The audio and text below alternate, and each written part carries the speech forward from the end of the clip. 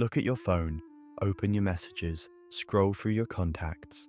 Now ask yourself, when was the last time a text from a human made you feel the way your dog does when you walk through the door? When was the last time a friend greeted you with pure, unfiltered joy just because you exist? When was the last time a person loved you without needing anything in return? Here's the truth you're afraid to say out loud. You prefer your pet over most people, maybe all people. And you know what? There's nothing wrong with that, because your dog has never lied to you. Your cat has never betrayed you. Your pet has never made you feel small or stupid or like you're too much or not enough. People have. This is the psychology of people who prefer pets over humans. And if you're watching this, you already know. You know what it's like to cancel plans with friends and feel relieved. To choose a night with your dog over a night out. To genuinely believe that the most honest relationship in your life is with a creature that can't even speak your language. Society thinks you're lonely, sad, avoiding real connection. But you know better. You're not avoiding connection. You're choosing the only kind of connection that's ever felt safe.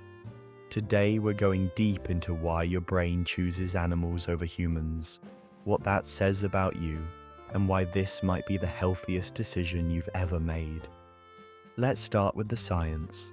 When you look into your dog's eyes, your brain releases oxytocin, the bonding hormone, the same chemical that floods a mother's brain when she looks at her newborn.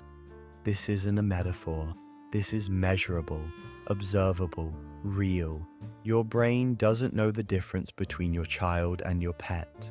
Chemically, the love is identical. But here's what makes it different. Your pet's love is unconditional in a way human love never is.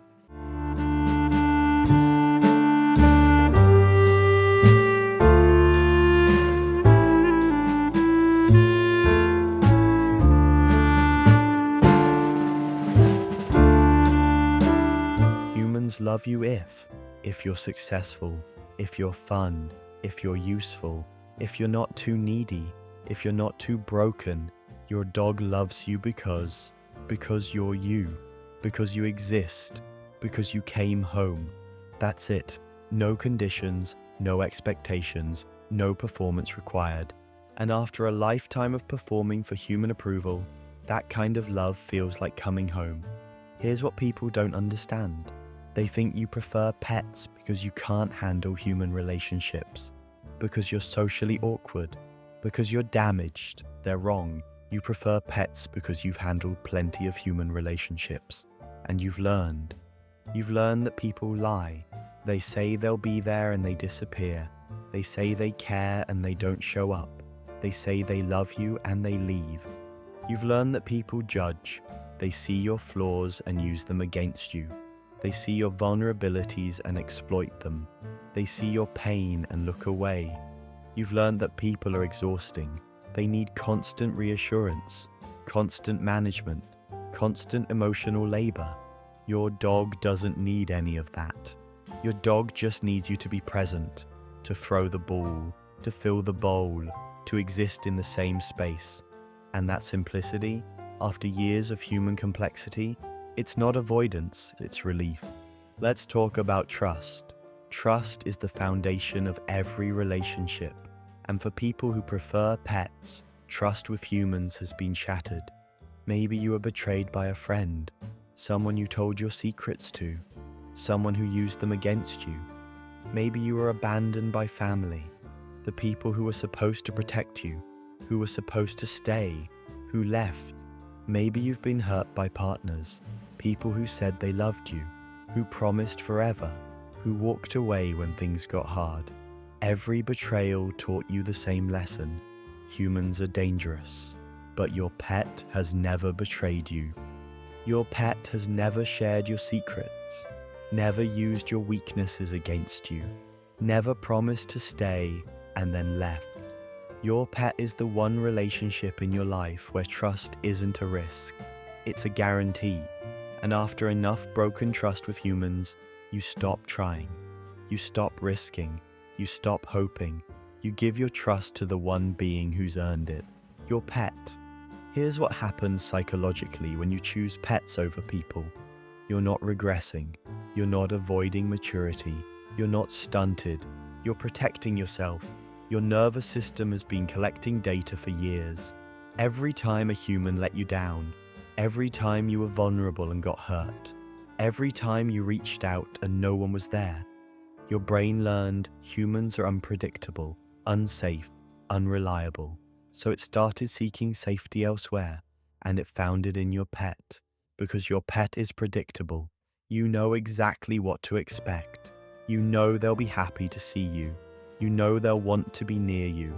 You know they won't suddenly change their mind about you. That predictability isn't boring. It's healing. It's the first time in your life you felt safe in a relationship. Let's talk about the types of people who prefer pets over humans. Because not everyone gets here the same way. Which one are you? The burned one. You tried with people, you really tried. You were the good friend, the supportive partner, the reliable family member.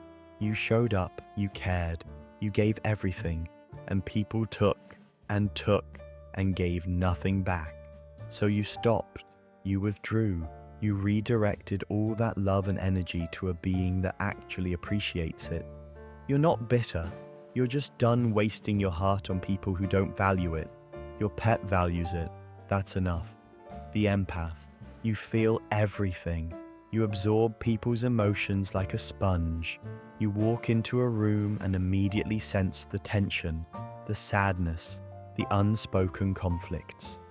Being around people is exhausting because you're not just managing your own emotions, you're managing everyone else's. But your pet's emotions are simple, happy, hungry, tired, playful. There's no hidden agenda, no passive aggression, no emotional manipulation. Being with your pet is the only time your nervous system gets to rest. You're not avoiding people because you can't handle them.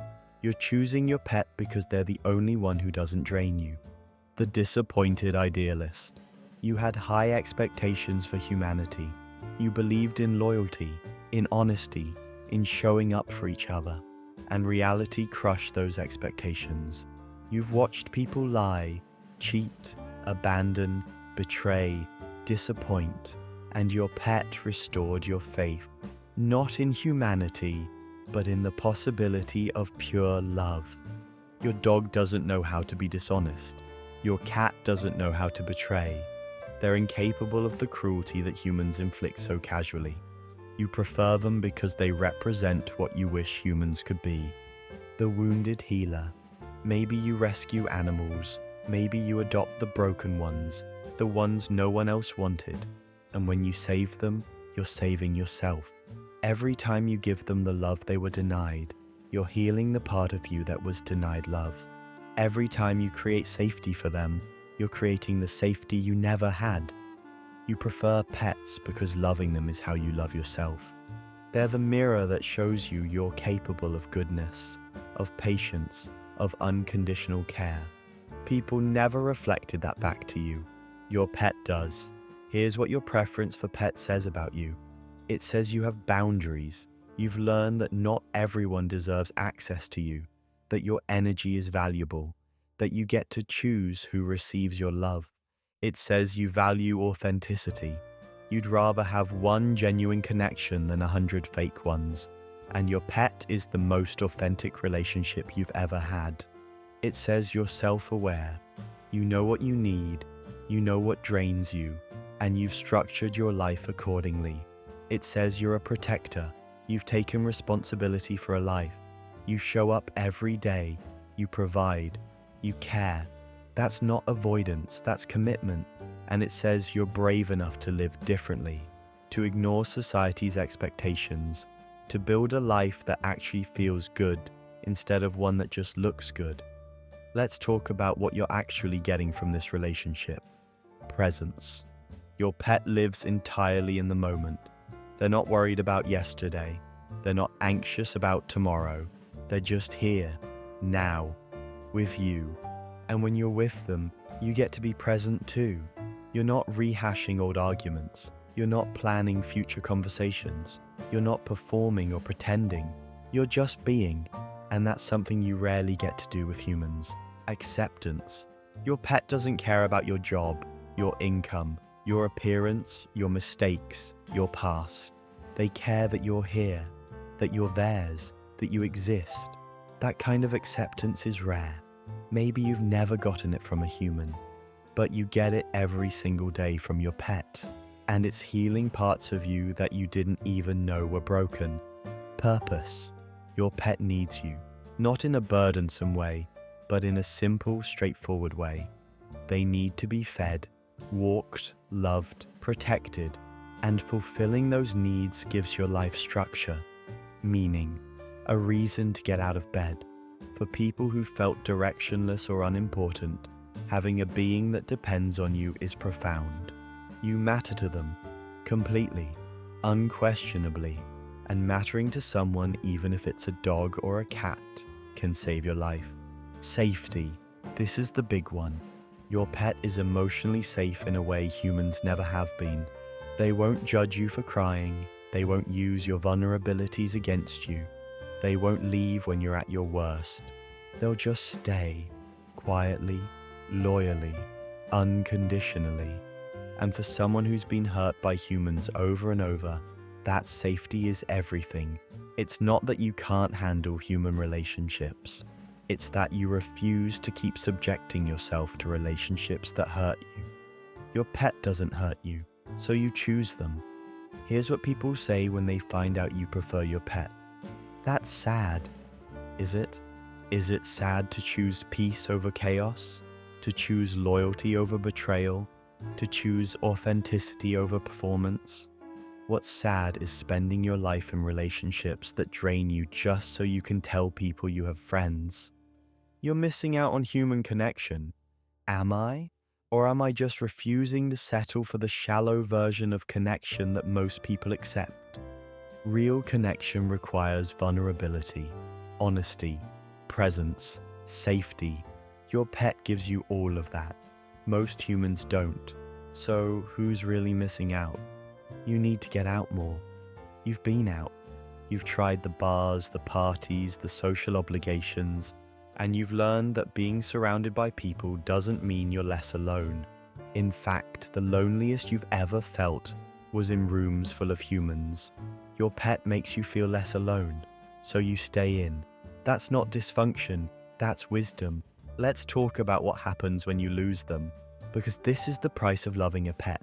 They don't live as long as we do, and when they die, the grief is catastrophic. People who've never had this bond don't understand.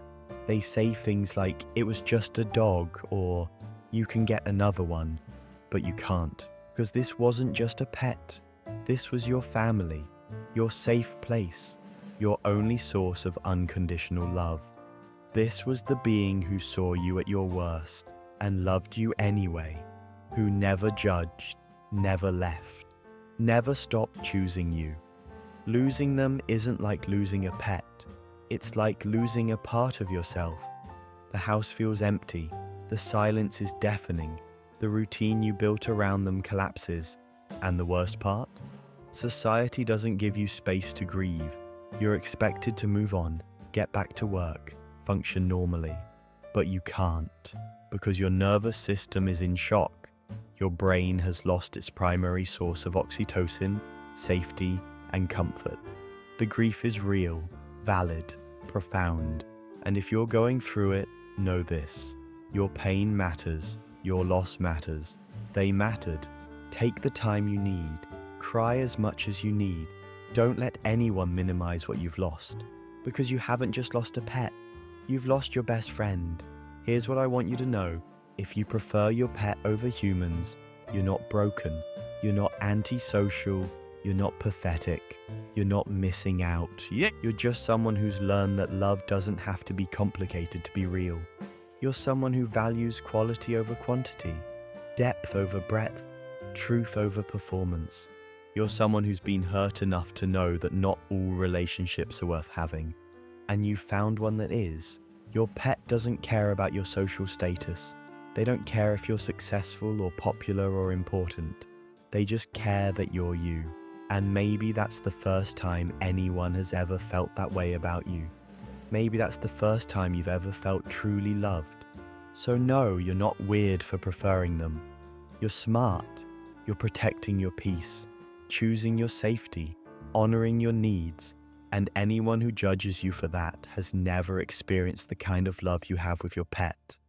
Let's talk about the spiritual side of this, because there's something profound about loving a being that doesn't share your species. It means you're capable of seeing beyond the surface, beyond biology, beyond what society says matters. You've looked at a creature that can't speak your language, that doesn't look like you, that operates on instinct instead of reason, and you've said, "I love you anyway." That's not simple, that's transcendent. It means your capacity for love isn't limited by similarity. It's not conditional on understanding. It's pure, unconditional, universal, and in a world that's so divided, so judgmental, so obsessed with sameness, choosing to love something so different is radical. Your pet has taught you what humans couldn't, that love doesn't need words, it doesn't need explanations, it doesn't need to make sense, it just needs to be felt. Here's the truth that might be hard to hear. You might always prefer pets over people, and that's okay. You don't have to force yourself to enjoy human company. You don't have to apologize for your preferences. You don't have to change, because the life you've built with your pet, it's not less than. It's not a consolation prize. It's not a backup plan. It's a conscious choice, a valid one.